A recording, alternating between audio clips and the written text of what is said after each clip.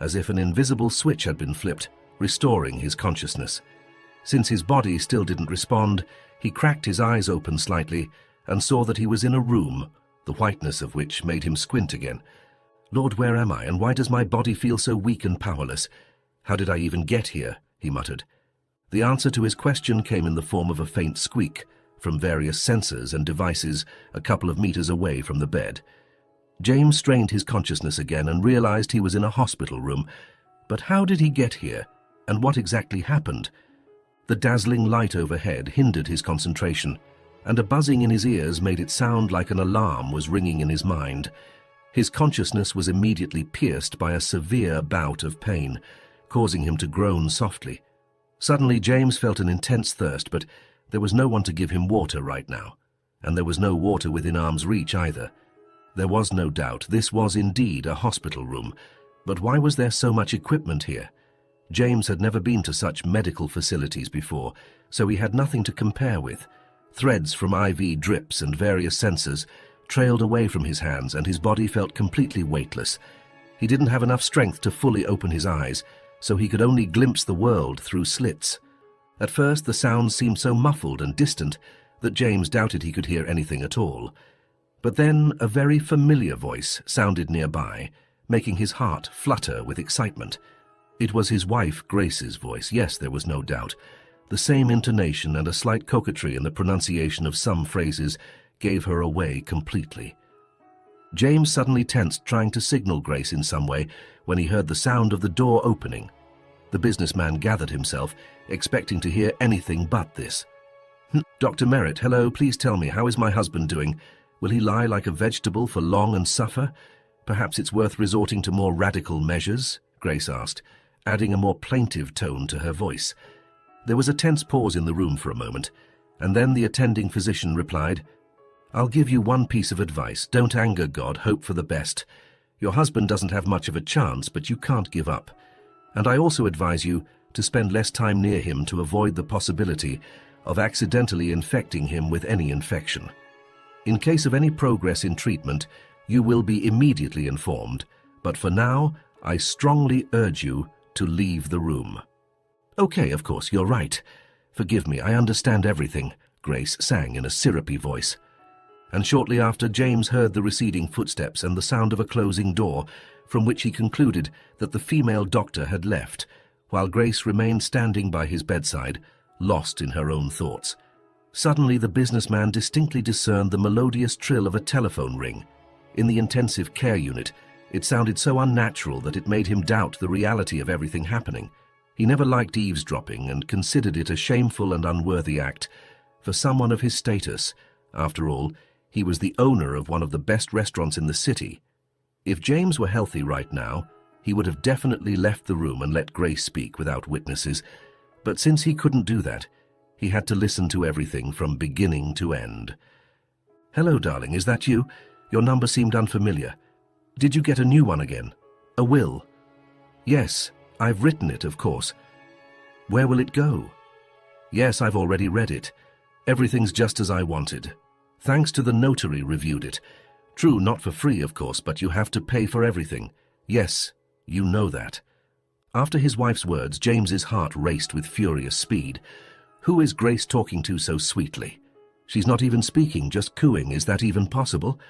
And what exactly is she talking about, this will?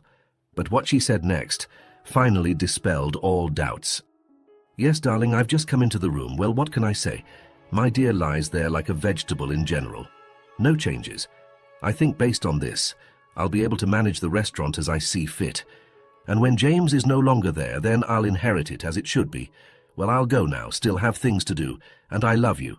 Well, goodbye for now." Such audacity left James breathless. It's incomprehensible. Talking about her husband's imminent departure in his presence, and even calling him a vegetable. Did he deserve such treatment? Meanwhile, lying on the hospital bed, James stubbornly couldn't understand why the sensors, which were supposed to inform the medical staff that he had regained consciousness, hadn't worked. He had seen something like this in one of the domestic movies. He couldn't remember the title, but the essence had been etched into his memory forever. However, it's one thing to observe from the sidelines, and quite another to be the one involved, especially when your spouse has just betrayed you so easily. And James had no doubt that betrayal had occurred. But who saved him from the engulfing flames of the car? Who dared to risk their own life for him? At that moment, consciousness clouded, returning him on the waves of memory to the event that occurred on that fateful day. The morning of the elite restaurant owner James Williams began as usual, hardly different from all the previous ones. As usual, he got up with the first rays of the sun, when most of the city's inhabitants were still peacefully snoozing in their beds. From the windows of his house there was an excellent view of the city, which was just beginning to settle into its usual daily routine. First, James made himself breakfast, simple yet delicious and nutritious. He poured himself orange juice and quickly fried eggs with bacon. Then he spent a few minutes doing gymnastics to fully awaken his body and get his muscles back to normal. Trying to lead a healthy lifestyle, he never insisted on his views and never forced his spouse to follow his example. Everyone is different, and Grace was no exception. James, for example, was a vegetarian and didn't consume animal products. At the same time, he understood perfectly well that he had no right to judge people who ate meat. Taking a tray with prepared breakfast, James stepped out onto the spacious terrace and sat down at the table. Due to winter, the terrace was enclosed, with a small fireplace crackling in the corner. Enjoying the fresh morning air and silence, he thought about the plans for the day to make sure he could accomplish everything that was planned. Grace was still asleep at such times, which made James feel slightly lonely. After breakfast, the businessman dressed in his favorite business suit and headed to work. He always tried to arrive before opening time to see who arrived on time and who, on the contrary, was late. He didn't like lateness, although he didn't rush to judge those who did it out of necessity, like the dishwasher Emma, who lived on the other side of the city and had to take the bus to get to work. James knew very well that the transportation on this route was very unreliable, especially in bad weather when the city's usual rhythm was disrupted and municipal workers had to deal with the consequences of the elements. So it happened on that fateful day when snow began in the morning. At first it fell leisurely, swirling in miniature whirlwinds born from strong gusts of wind. Then it transitioned into an active phase, quickly dressing the roofs of houses in white caps. James loved such weather, although he knew that today's revenue would be weak. When a blizzard rages outside, city residents don't rush to restaurants to have dinner with a glass of something delicious and aromatic. Parking the car at the entrance, James raised the collar of his coat and momentarily left the realm of comfort and coziness. A sharp gust of wind immediately threw a handful of snow in his face, making him shiver and quicken his pace. The janitor, Henry, was already busy with his shovel, hurrying to clear the steps before the restaurant owner arrived. Seeing the owner, the elderly man raised his hand in a welcoming gesture. "Good morning, Mr. Williams. The snow's come today, of course, and it'll keep coming. It really makes your bones ache." "Good morning, Henry. Are you still fighting the snow alone? I told the security guard to help you in such moments," James remarked, but the janitor just waved it off. "Oh, come on, it's fine. I can manage, James. I'm used to it. You know, it's like exercise for me. A couple of swings with the shovel, and my body feels normal again." The businessman smiled. "Exercise, you say? Well, hand me that shovel. I'll warm up right now, get the blood flowing." The janitor tried to protest, but the young manager stood firm and didn't calm down until he took away the much-needed tool from him in the blizzard.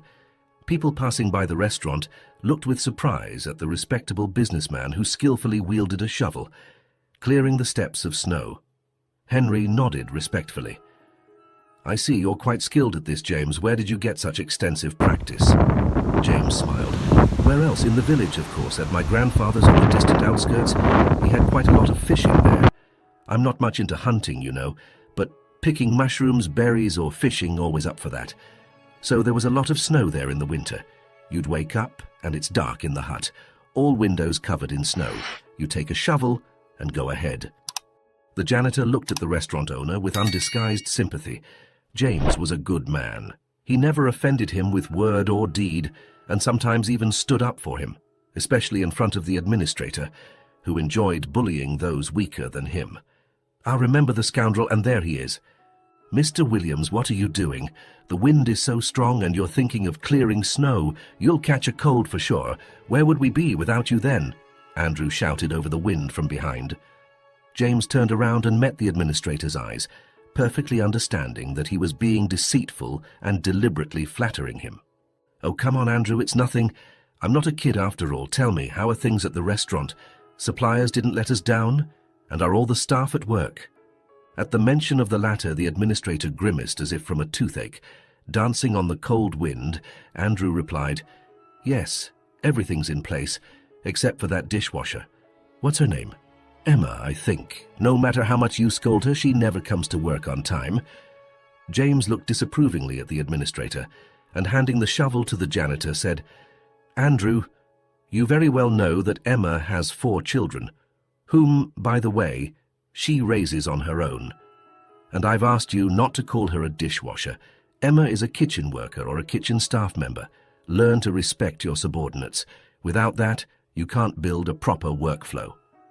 The boss's remark sounded so sharp that the administrator shivered and sneakily glanced at the janitor. What if he heard? What a disgrace. Ah, he heard it loud and clear. Look at him, grinning from ear to ear. Shameless. Well, no matter, we'll sort it out. Let's just get rid of the boss first and then tighten the screws on everyone else. At that moment, a stooped figure of a young woman appeared from around the corner, hurrying as fast as possible to get to work, walking straight through the snow. "Oh, here comes Emma Fisher, so what's the excuse this time? Did the bus break down, or did you come up with something more elaborate?" The administrator started, but stopped under James's piercing gaze. "Sorry, Mr. Brown, the bus got turned around on the road, had to find alternatives," Emma replied apologetically, lowering her eyes, her nose reddening. "All right, off you go, and make sure everything is in order. Clean the dishes thoroughly so they squeak when I touch them," Andrew concluded with a stern look. Emma nodded and hurried towards the entrance door. At that moment, she awkwardly stumbled on a step, causing the sole of her boot to skid on the surface. James was the first to react, supporting Emma at the most dangerous moment. "Oh, thank you, I'm sorry for being so clumsy," she began to apologize. "Don't apologize, Emma, it's not your fault." "But perhaps Andrew should finally get to work and sprinkle some salt on the pathways," James remarked, emphasizing the last word. After that, he took Emma's hand to help her ascend the slippery steps. Despite not wearing gloves, her palm felt very warm to the businessman, but then something very strange happened. Emma suddenly let out a loud gasp and jerked her tiny hand away. "What's wrong? Are you hurt?" James asked with concern. Emma guiltily lowered her gaze, clutching her hand into a fist. She looked frightened, not like herself at all. "I'm sorry, please, it's not your fault at all. It must have been my imagination." "Sorry again," Emma forced out. Fear froze in her eyes, a fear he could feel in his skin. But what was it about? What did James do wrong? Did he squeeze her hand too hard? No, it didn't seem like it. He shook his head in bewilderment, then hurried after Emma.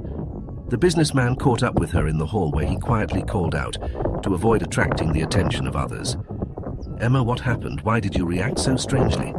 She froze and looked at him with a strange pity. "I'm sorry, it's all because of my visions." "What visions?" James exclaimed in confusion. Emma paled. "Well, the ones that come true, you know, like premonitions but real. They started back in school when I got a concussion during a PE class. We were climbing a rope and I fell. The height wasn't much, but that's when it all began." The businessman frowned. "And what did you, may I ask, see in these visions?" And tears suddenly filled Emma's eyes. "It's a car accident. What color is your car? Dark green. When I touched your hand, I immediately understood. That car will be involved in a terrible accident, but it won't be your fault. It will be someone very close to you. I saw it the moment I touched your hand. It struck me like lightning." James looked at his colleague with irony. He didn't believe in any prophecies, of course. In his understanding, it was sheer nonsense, and all these fortune-tellers and seers were just charlatans. There was that one madam who predicted a long and thorny path to success for him back in his student years. And so what? The path did await, of course, but it required a great deal of hard work, and those predictions had nothing to do with it. Emma looked at her boss with concern, realizing he didn't believe a word she said. "Excuse me, Mr. Williams, but I heard you. Refrain from driving for the near future," she said. He just smiled. "Oh, don't worry, Emma. I've been driving for over 10 years, and I've had no issues with it. Besides, I never exceed the speed limit, so there's no need for unnecessary concern, all right? An accident is definitely not in my cards." Emma nodded in agreement, looking at James as if he were already doomed. "All right then. Get back to work and don't dwell on the negatives. By the way, how are your little ones? If you need anything, don't hesitate to ask. I'll help however I can," said James as he headed to his office. "Thank you. Everything's fine, Mr. Williams. I just need your permission for something," Emma cautiously asked. "Permission, of course. Go ahead. What do you need?" James replied. The dishwasher hesitated for a moment, as if gathering her strength, then said, "I want to ask for your permission to take home the dishes that customers rejected. Just 1 or 2. I'll pay for everything, don't worry. Can it be deducted from my salary?" James smiled. "Yes, of course. What's the matter? And no payment is necessary. They're going to be disposed of anyway. Besides, it seems both you and the kids will benefit. And take as many as you want. It's just leftovers." Joyful sparks danced in her eyes. This was real luck.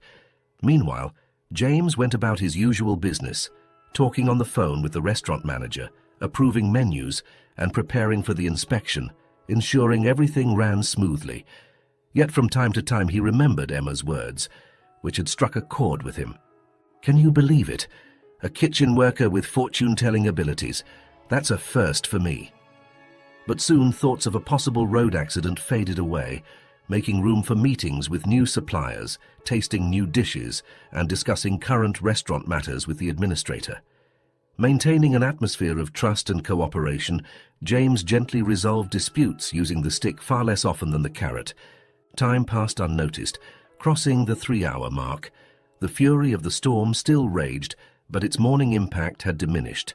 The city's utilities surprisingly quickly took control of the situation and cleared most of the vital roads. Although there was still an hour and a half left in the workday, James decided to leave early today. An interesting plan had matured in his mind regarding how he could fill this February evening with an aura of love and romance. James decided to pamper his spouse with a gorgeous bouquet of roses, a bottle of wine, and something delicious from his own restaurant kitchen. While the last 2 items didn't take him much time, searching for flowers in the snow-covered city, turn it into a real quest. To James's immense dismay, most of the flower pavilions were closed.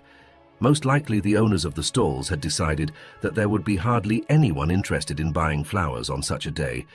And just when James was almost losing hope, he noticed that one of the shops at the street corner was still open.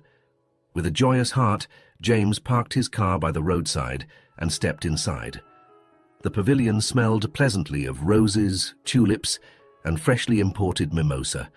After all, it was the end of February on the calendar, meaning there were just under 2 weeks left until the beloved Women's Day. The salesperson turned out to be a rather nice girl who quickly helped James put together the bouquet he needed. The businessman's heart was singing. Understandably so. Ahead of him awaited a romantic evening with his beloved eagerly awaiting his return.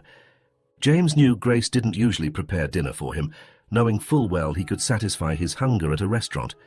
He took fruit and vegetable platters, champagne, and a couple of delicious dishes from Chef Frank, which he prepared just heavenly. Arriving home, the businessman didn't bother ringing the doorbell. He decided to open it with his own key. Stepping into the hallway, James heard subdued music coming from the bedroom. Grace must be watching her series again, thought the businessman, as he walked into the kitchen with the bags in his hands. He thoughtfully left the bouquet in the living room to give it to her a little later. With a joyful expression on his face, James entered the bedroom and the hand with the bouquet involuntarily dropped, causing one of the roses to lose a couple of its petals. Grace wasn't in the bedroom. Apparently she had left, leaving the TV on. But where did she go, especially in such a snowstorm? What if something happened to her? She's not confident behind the wheel, that's a fact. Of course, at the car I need to see if it's in the garage or not. A frantic thought flashed through his mind. Just as he was leaving the bedroom, James heard an urgent broadcast of local news about a foreign car falling off the city bridge half an hour ago. Driven by an inexperienced girl, his heart raced faster. My God, it's Grace, of course. Who else? I even transferred money to her card to buy a new dress.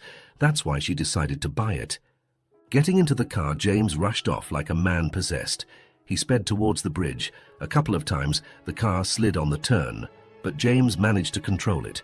His experience and knowledge of his Iron Horse's capabilities paid off. But Grace, she's only recently started driving. And why did he even make her this gift? There were just under 2 miles left to the bridge when James's car slid again. He slammed the brake pedal to the floor, but there was no effect. For some inexplicable reason, the brakes failed, putting James in a life-threatening dilemma. Swerve the wheel and go into the ditch or crash head-on into the small car parked on the roadside. Of course, he chose the first option and, after rolling several times in the distorted car, crashed into a tree. The last thing he remembered was the sharp smell of gasoline from the damaged fuel tank, needing just one single spark to ignite it, and now he lies in a hospital room hearing the persistent beeping of life support machines and pondering what happened. Of course, James has already guessed that he made a fatal mistake that evening, and the girl who fell from the bridge into the river was not Grace at all. But when events unfold so swiftly, reason can no longer help. Only now did he realize that his wife had been meeting with her lover all this time, whom she valued above all else in the world. And then there was the will. Right. How could he forget about it? Grace herself had persuaded him to draw it up a couple of months ago. Back then, James didn't find it strange, but in light of recent events, it took on a completely different, alarming shade.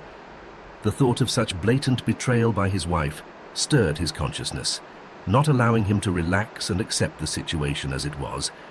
Deciding to pretend to be in a coma, James tightly shut his eyes so that Grace wouldn't notice any signs of life in him. He could feel his wife's piercing, hateful gaze, her hands itching to press a few buttons and disconnect him from life support machines. The temptation to do so was so great that Grace's hands literally trembled and her lips merged into a single straight line. The most hurtful thing for him was that he couldn't prevent his wife from carrying out her plan. The danger was so close that he felt the death's breath around his neck again. Fortunately, the sound of high heels clicking on the concrete floor echoed in the corridor, causing Grace to hurriedly retreat. And a minute later, the familiar voice of the attending doctor could be heard in the ward. "Oh, it happens. It's just mind-boggling. She's ready to bury him alive, you know. And why marry such vipers?" Dr. Merritt's conversation partner paused for a moment, then replied, "What's so surprising about it? They say this patient owns an elite restaurant in the city, and he has also made a will." From the tone of the speaker, James immediately understood that she was a nurse. At that moment, Dr. Merritt approached James's bed almost closely and remarked aloud, "Strange, some sensors are somehow disabled, Erica. Probably some malfunction. We need to call a specialist. Let him see what's what. However, it takes time for a patient to come out of a coma. I'm sure he'll survive against all odds and prove that a miracle in such a case is quite possible." Erica nodded and, following the departing doctor with her eyes, began to deal with the capricious sensors. But before she could turn one of them on, James whispered quietly, "Water, give me water." The nurse was startled by the unexpectedness of it, almost jumping in place. "So you've woken up? Why didn't you signal?" James gathered his remaining strength and whispered, "Please don't tell anyone that I've regained consciousness. Of course, we won't be able to deceive the attending physician, but let it be a secret at least for today." Erica pondered. The patient's request sounded very strange, although considering his wife's behavior, it didn't seem out of the ordinary to her anymore, especially since James asked her to keep the secret just now. "All right, I'll do everything, but you still can't drink. The most I can do is moisten your lips," Erica whispered to the patient. James tiredly closed his eyes, realizing that the nurse was right, and 5 minutes later, a wet piece of cotton, soaked in water, touched his lips, containing the much-needed moisture. Trying to quench his thirst even a little, James gently parted his lips to squeeze the cotton tip, full of precious liquid. Naturally, it was too little, but James didn't insist. The main thing was that he stayed alive and didn't burn alive in the flaming car. While James pondered this issue, Erica set up an IV drip to provide his body with nutrients. Tears of gratitude glistened in James's eyes as he saw how caring she was and how she tried to help despite everything. "No, they won't get my will and inheritance. I will definitely recover and not give Grace a penny in the divorce," he thought, becoming more convinced of the fairness of his own words. With difficulty swallowing the lump rising in his throat, James closed his eyes and sank into a sweet sleep. At the same time, the nurse entered his treating doctor's office and told everything as it was. Dr. Merritt listened silently, understanding that her subordinate wanted to do what was best and didn't pursue any personal agendas. Well, I won't tell his wife that there's progress in his treatment. If I were in her place, I'd be praying day and night for my husband's recovery. But this witch only thinks about grabbing her inheritance. Thank you for being vigilant and doing a good job, Erica. Joyful sparks lit up in the nurse's eyes. It's not that James was particularly attractive to her, it's just that the desire to help outweighed everything else. At the same time, Grace showed up at the restaurant and began to set her own rules there. Being naturally fiery red, she resembled a fury, sweeping everything in her path. Taking advantage of her husband being in a coma for the 3rd week now, Grace decided to take control of the establishment. Her cold and harsh gaze pierced through each employee, harboring sincere indifference and contempt towards their personalities. The head chef was the first to get a scolding, receiving a reprimand and a fine for preparing dishes with too expensive ingredients. Mrs. Williams, but it's not like that. It's long been known that the quality of ingredients affects the final result, the man protested. The business lady's cheeks flushed with anger. Don't you dare talk back to me here. Do you hear what I say goes? And anyway, from now on, decisions are made only by me. If you don't like it, go work in a roadside diner. Your talents will be more suitable there. All right, Mrs. Williams, I understand, the head chef said gloomily, lowering his head. Andrew smirked. He liked the new manager much more than the previous one. James had been soft and attentive, while Grace favored an aggressive approach to running the restaurant business. Approaching her, much like a jackal during a lion's feast, the administrator remarked, Mrs. Williams, if I may suggest for added effect, you should consider utilizing hidden surveillance cameras. Grace looked at Andrew with surprise, clearly fond of him. And are there such cameras here? The administrator smiled contentedly. Of course, how else? True, Mr. Williams didn't like to watch the videos, and only resorted to them in cases of extreme necessity.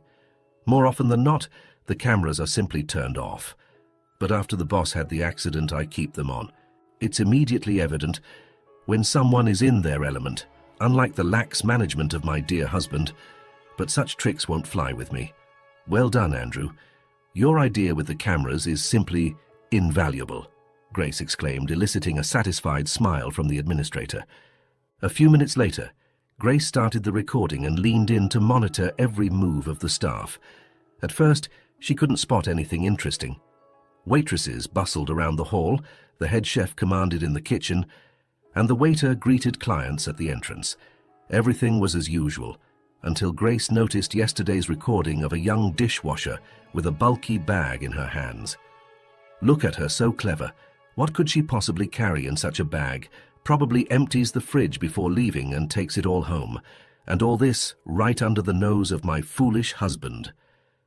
Upon closer inspection of Emma, Grace decided to catch her red-handed. Let's see how you sing when I corner you. Unfortunately, poor Emma had no idea that she had been under close surveillance for some time now. Time dragged on deliberately slowly, approaching the inevitable moment of reckoning. At the end of her shift, Emma grabbed a few leftovers approved by the head chef and headed towards the exit. She had done this before, ever since James allowed her to take home some of the untouched dishes.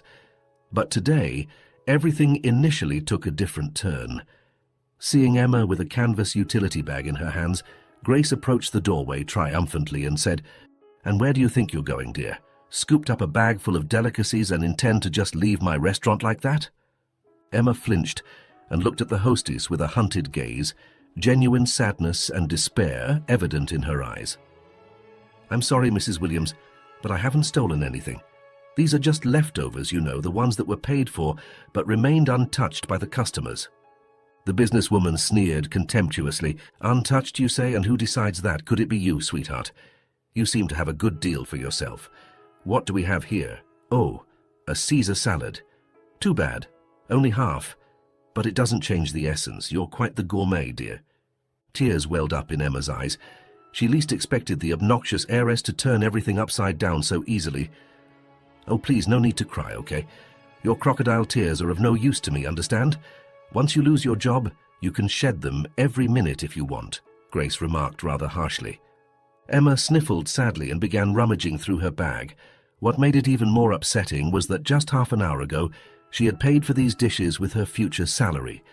Now she faced dismissal on charges of theft she didn't commit. "Oh, looks like we caught a fish in the net, and the surname matches, Fisher." "And you were still hoping for the boss," remarked the approaching administrator. Grace exchanged a meaningful glance with Andrew and continued to scold Emma. "But I didn't take it for myself, it was for the kids," pleaded the woman. "Oh, don't scare me with your family drama. I couldn't care less about how many you have. 3, 4, or 5. It's your business. You gave birth to them. Deal with it yourself," Grace snapped bitterly. "She only has 2 of her own and 2 more from her husband's first marriage," the administrator added obligingly. "They're all mine. And as for what my husband left, let it remain on his conscience. He's in prison now, caught stealing. He thought the kids would help him reduce his sentence, but I managed to get his rights revoked," Emma muttered through tears. But Grace remained unmoved. Honestly, what Grace needed right now was a scapegoat to show her power to everyone else. Emma, who had the misfortune of being caught in the crossfire, became just that. "So how about you, Fisher, right? Well, you're fired. You can go wherever you want," Grace concluded, gesturing towards the door. Despair froze in Emma's eyes, but how could this be? Could she really be dismissed like some unwanted stray dog? The administrator, in turn, didn't want to stay on the sidelines and contributed his 2 cents to the matter. "Oh, and I almost forgot, Fisher, don't count on your salary. You understand the money will go towards compensating the damages." The news was a devastating blow to Emma. Realizing that she had been deceived by everyone who could, she went outside and exposed her heated cheeks to the freezing wind. Seeing this, Henry couldn't help himself and approached. "Shh, dear, don't cry. Don't torment yourself, sunshine. You know Andrew is in favor right now. That's why he's doing whatever he pleases. And when Mr. Williams recovers, his reign will come to an end. And so that you don't end up completely without money, I'll allocate some from my pension for you. You can repay it whenever you can. No rush," said the janitor, embracing the fragile woman by the shoulders. "Thank you, Henry, for your support and protection. You see, I was counting so much on this money, and then this happened. We're struggling with the kids in a rented apartment, and the landlady keeps raising the rent, saying, 'You receive child benefits so you won't become poor,'" Emma replied, choking back tears. The elderly man shook his head. He felt sorry for Emma, to say the least. Such a good colleague, calm, diligent, never speaks ill of anyone. She washes dishes up to her elbows in hot water, and that's it. And this Andrew, the administrator, is a first-rate troublemaker. Henry remembered him from his work at the high school, where he had been a crafts teacher for over 40 years. So this Andrew, when he was a student, behaved extremely insolently, humiliating those who were poorer than him or physically weaker. Henry once tried to shame Andrew, but it was all in vain. And then one dark night, the workshops for practicing crafts caught fire. Many blamed Henry then, saying he didn't put out his cigarette properly, but he had never smoked in his life and always observed fire safety precautions. The mystery was unraveled with Andrew, who, in fact, had committed arson with a group of teenage friends.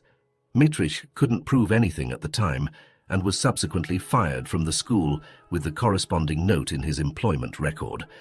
Overall, the dismissal didn't bother the crafts teacher too much, as he was formally retired by then and had no bread left on his plate, for sure. After 17 years had passed since the incident, by the twist of fate, Andrew and the elderly janitor crossed paths again, though in quite a different capacities now.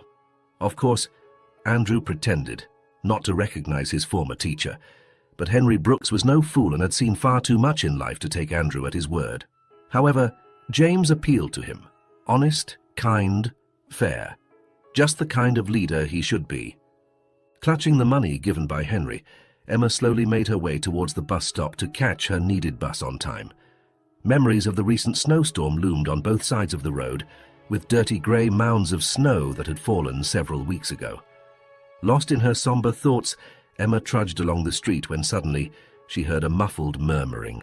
It turned out that she hadn't managed to distance herself from the restaurant by a decent margin, and thus she quickly turned around thinking Henry was following her to say something, but there was no one behind Emma. A fairly brisk frost lingered, nipping at her nose and rosy cheeks as if courting the attractive woman. The mysterious sound repeated, and Emma realized it was coming from the nearest snowdrift. Understanding that someone clearly needed help, She cautiously approached and froze in shock. There lay a man with a bloody head, groaning softly and unconscious on the dirty grey snow. Emma's first thought was that the stranger had simply had too much to drink and had fallen, hitting his head. But when she leaned over the young man, she immediately realized he was as sober as a judge. Without a second thought, Emma lifted the unfortunate man under his armpits and tried to get him on his feet. He was gradually regaining consciousness, indicating that the initial shock from the injury was wearing off. "Damn, how could this happen, bastards? Don't touch Jack," the man muttered deliriously. Meanwhile, Emma stooped under the weight of the stranger's body, led him to Henry's shed. Thinking that the injured man was simply delirious, she tried to ignore his muttering and persevered towards their destination. The man she had rescued was definitely a vagabond and could have frozen to death on the streets in such bitter cold. Seeing the flushed Emma, Henry understood everything without words. Taking the man from the other side, he, with Emma's help, quickly laid him on the cot which had once been a folding sofa. "Well, that's better now. Let's treat the wound on his head. He'll probably recover soon." Henry sighed in relief, taking out bandages, cotton and antiseptic from the first aid kit. "Can you manage? Shouldn't we call an ambulance?" Emma asked anxiously, but the janitor just shook his head. "No, dear, there's no need. Why distract people from more important work? I wanted to be a doctor in my youth, but I failed the entrance exams, then spent a year and a half in medical school, decided to become a nurse, but even there luck wasn't on my side. So I had to become a laborer, Emma, but I know how to provide first aid, so don't worry. The lad is tough, street smart. He'll pull through, no doubt." Emma's face immediately lit up with a sweet smile as the wounded man opened his eyes and began to turn his head from side to side, trying to understand where he found himself. "Easy there, buddy, easy. Sudden movements aren't recommended for you right now. Just lie down and regain your senses. Do you at least remember your name?" Henry cautiously asked. The guy forced a smile. "Of course I do. Connor, that's my name, Sawyer. The last name. Got beaten up because of a dog. These rich kids wanted some fun with the victim, and they chose the dog. Jack, he's a street dog, you know. He's settled near the meat pavilion, not afraid of people. So, when I saw that villainy, I immediately rushed to help. I took down 2 on the snow, but the third one, the jerk, hit me on the head with something." Henry nodded sympathetically. "Yeah, that kind of thing happens, don't worry. Stay here as long as you need. I have firewood and a little stove here. You'll be as comfortable as can be." Connor gratefully looked at Emma, who didn't pass by and helped him in his difficult moment. Sneaking a glance at her watch, she sighed sadly. "Well, looks like I'll have to take a taxi now. There go my savings. I've already missed the bus." Connor sniffled with a guilty look and turned away to the wall. Then, feeling it was because of him, the vagabond said, "Forgive me, for God's sake. I didn't mean for it to turn out this way. I've been having quite the adventures lately. 3 weeks ago I pulled a rich guy out of a burning car. Maybe you heard about it? It was quite a loud incident." Emma paled and involuntarily looked at her palm, remembering what happened to her during the revelation regarding Mr. Williams' future. "We heard, Connor. That was the restaurant owner, you know. Well, the one Emma and I used to work for," Henry replied for both of them. "We don't work there anymore, at least I don't." Emma corrected him immediately. The guy shook his head sadly and winced from the pain. His neck was stiff, and any slightly sharp movement caused a spasm. "Easy, my friend, don't get agitated. And for James saving our friend here, you deserve a special thank you. James was a very good person, and probably still is," the janitor corrected himself. "I just happened to be there. It's not really my territory. You see, us vagabonds, we divide everything by districts, by yards. Step onto someone else's turf, and you'll quickly get your ribs cracked, so you won't want to come back. But there I saw it, an accident, and a pillar of smoke rising from it.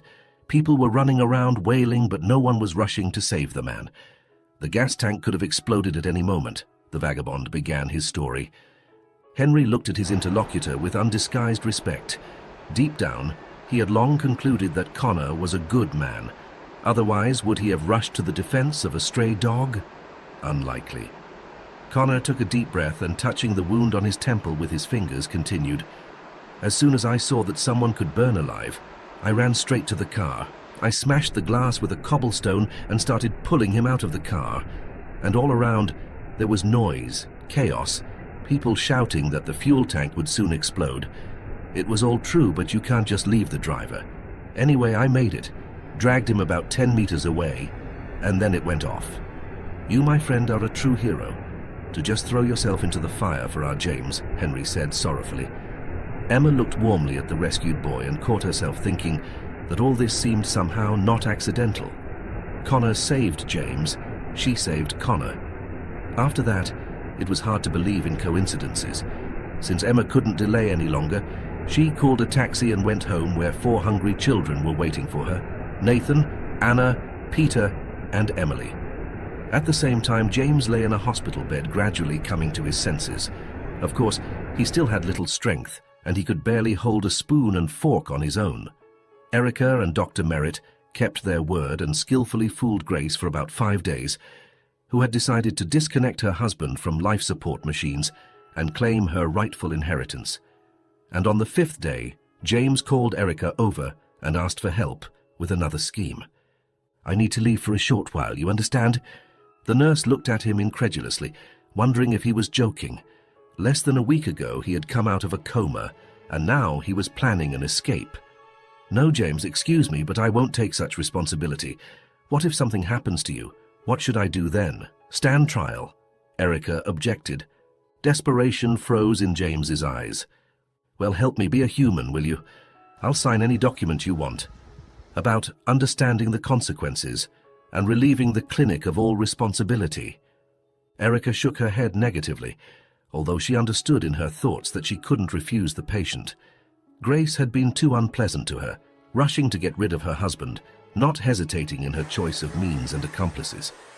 "Fine, I agree, but only if we go together, okay? It'll be calmer for both of us. Just in the evening, a couple of hours before lights out," the nurse suggested, and immediately received an affirmative answer. Truth be told, James found it much more convenient himself, since he still didn't walk as confidently as before and could lose his balance at any moment. "Okay, Erica, but let's keep this between us. Not even Dr. Merritt should know, so that no one knows anything," the businessman pleaded, hopefully looking into her eyes. Erica nodded and began to prepare everything necessary for the breakout, taking with her medicines for emergencies and borrowing a walking stick from one of the clinic's patients. Meanwhile, James lay on the bed, gathering strength for the plan he had been considering for several days, remembering Emma in his thoughts. The businessman couldn't hold back his tears.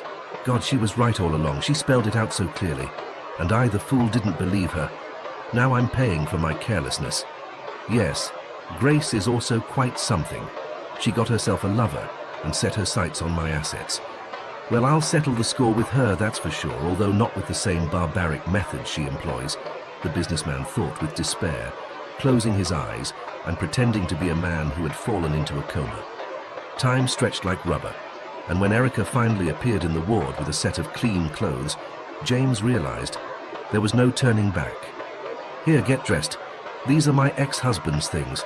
We've been divorced for a long time, but he never bothered to take them." "I think they'll fit you," Erica explained with a smile. James changed as quickly as he could, staggering under the weight of exhaustion, and followed the nurse. The injuries from the accident were definitely taking their toll, forcing James to stop every 300 feet to catch his breath.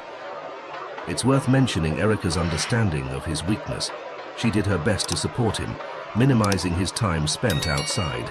Additionally, she hired a private driver who didn't rush and didn't ask unnecessary questions. When faced with a weary client with a wooden stick in his hands, arriving at his home, James felt overwhelming anxiety, the drumbeat pounding in his ears. Erica looked at him with concern, but it was too late to turn back. Now James was simply obligated to finish what he had started. Only then would their efforts be justified, and no one would doubt their correctness and appropriateness. Stepping out of the car, he shivered in the cold wind and approached the door. He had his keys, since they were with him, along with his wallet and smartphone, at the time of the accident. Inserting the key into the lock, James tried to turn it, realizing it clearly didn't fit. Did Grace change them? "She adapted to the new reality quickly, I must say," James whispered, putting the useless key back in his pocket and pressing the doorbell. Instantly, a cheerful trill of a familiar melody filled the air. Erica stood a little aside, patiently awaiting the outcome. Soon, footsteps echoed from the depths of the house, and the door swung open, revealing the sturdy figure of James's wife's lover, in James's own bathrobe.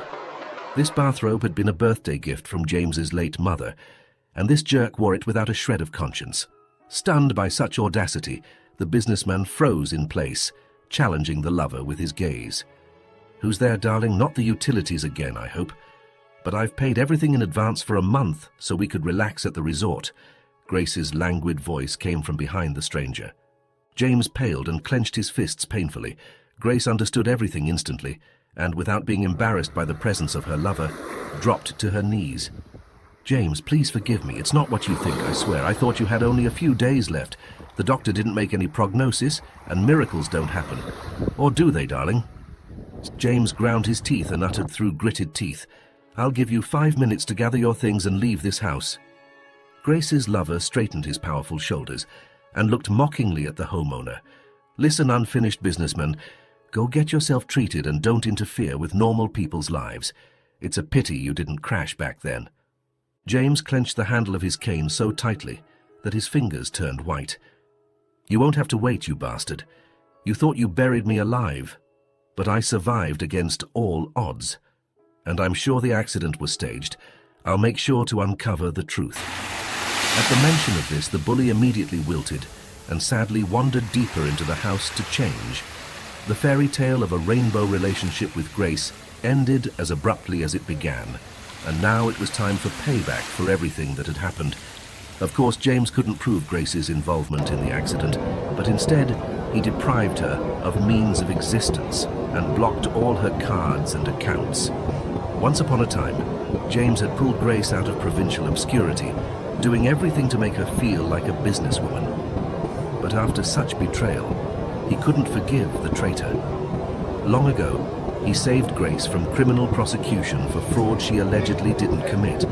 In reality, she was a hardcore criminal who only cared about enriching herself. Now, due to new circumstances, James called the investigator again and said that his ex-wife's case should be reinvestigated. Upon hearing this, Grace grabbed a heavy vase to hit her husband on the head, but Erica was vigilant and intercepted the fraudster's hand in time. At the same time, several police cars pulled up to the house, and officers in plain clothes, armed to the teeth, stepped out. For Grace and her lover, it was all over. James, on the other hand, looked at his handcuffed ex-wife with a sad gaze and collapsed from exhaustion. Perhaps if Erica hadn't been there, he would have fallen into a coma again, but instead, he gently sank to the ground, supported by the caring hands of the young nurse. James didn't hear the wail of the ambulance anymore, and woke up only the next morning, startled by the muffled voices. But this time, it wasn't his wife discussing his will with her lover. It was his loyal and trustworthy friends, the janitor Henry, the dishwasher Emma, and the homeless guy Connor. Upon closer inspection, the businessman immediately recognized the street hero who pulled him out of the burning car, wishing to remain anonymous. Embracing Emma by the shoulders, Connor haltingly explained that he had decided to disappear out of fear of excessive attention. As he listened to Connor, James found himself thinking that he definitely wanted to see him as the manager of his restaurant, a sentiment shared by Emma, who had earned a promotion to waitress or even assistant chef through her diligent hard work. However, she could choose whatever she needed. In any case, James was ready to fulfill any of their wishes. But first, he wanted to publicly confess his feelings to Erica, which had ignited in his heart during all the recent trials. Tears glistened in the nurse's eyes, and her response elicited a storm of applause from everyone present. "Yes, I agree, but please, in the future, stay away from hospitals," she said. Connor smiled and, subtly winking at Emma, hinted very unmistakably that he was in solidarity with the young businessman and ready to become the father of her 4 children, or perhaps even 5, who knows. If there was mutual respect and love, everything else would fall into place: weddings,